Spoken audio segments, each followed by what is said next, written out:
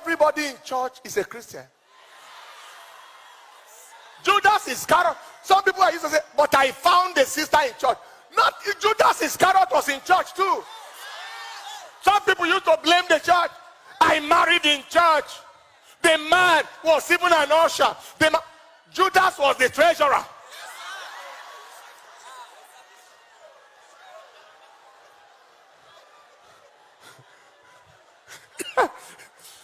I married in church. Why should I? And I married in church. No. You cannot blame God for your insensitivity. You cannot blame God for your lack of perception. You can't blame God for lack of discernment. Not everybody in the barrack is a soldier. Some are relations of soldiers. Some went to sell things there. Some went to look for job.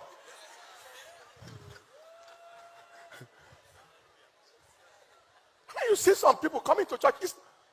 One man went to church and pretended that he was a Christian because he wanted to find a good Christian girl. So he pretended, just changed his behavior. And, how are you? I'm fine. Then he didn't know that there was a girl who also came to church, pretended that she was a Christian, and wanted to find a good Christian man she can marry, and he can do anything he wants, and the man won't say anything. He's a good Christian. So, how are you? The man found the sister, and they found each other. They kept on acting until they married. On the first day they reached the house, the man sent for a bottle of beer. I think the girl carried cigarette.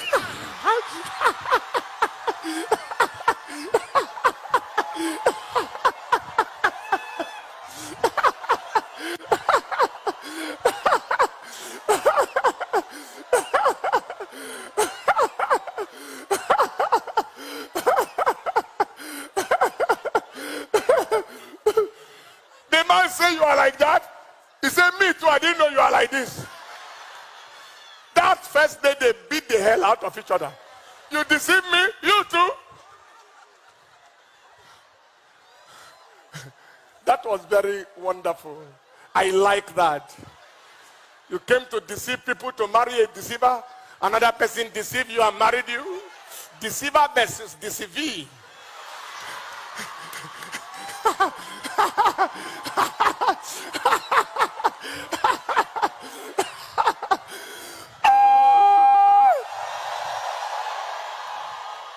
I don't know about you, but I want this meeting to hold again. We can't say everything in one day. So that is why you need the help of God. So that you can know who is real. You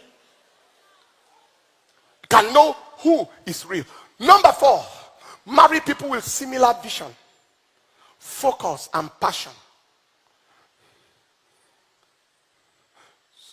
Now. Before you go from there, the number 3, 2 Corinthians chapter 6, verse 14 to 15. He said, be not unequally yoked together with unbelievers. Be not unequally yoked. And that is, there are those who, apart from not marrying lovers of God, they went outrightly to marry unbelievers. Please don't ever assume that somebody who doesn't know God before he marries you, you can change them. You are not Holy Ghost.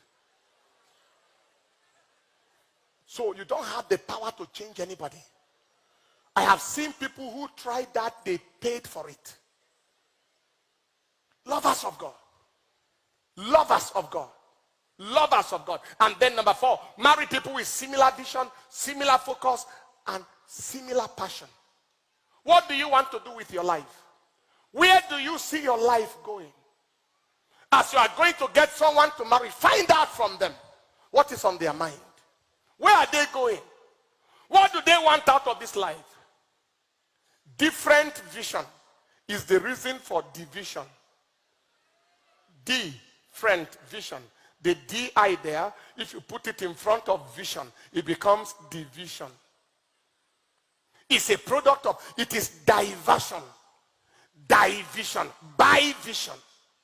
Two people who are facing two different directions in life. Different passions breed confusion. You have a passion for business, the other person has no single passion for business. He wants to be in full-time politics. Or you think you have a passion for ministry, and the person, he said, I am a child of God, but I am not a pastor's wife. I am not an evangelist. I am not a prophet. I am not a prophetess. I am not an apostle. I am not an epistle.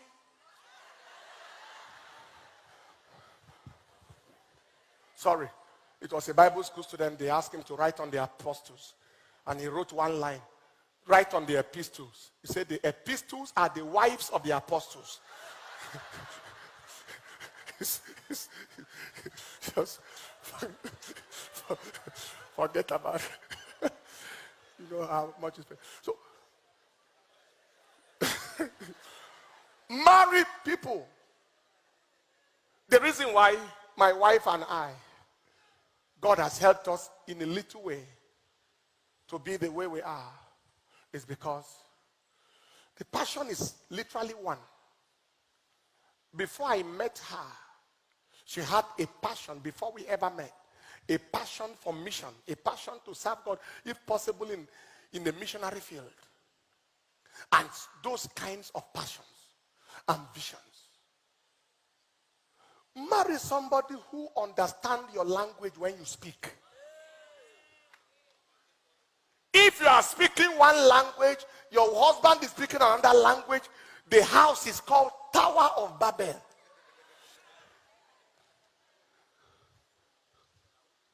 Tower of Babel. That was what made Babel.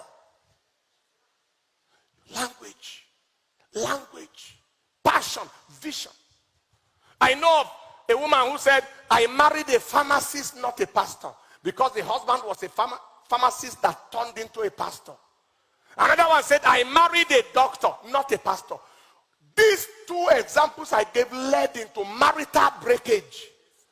The other one, the pastor's wife will sit in the congregation instead of the altar with the husband. He said, I didn't marry pastor, I marry pharmacist. I am not a pastor's wife. Ele.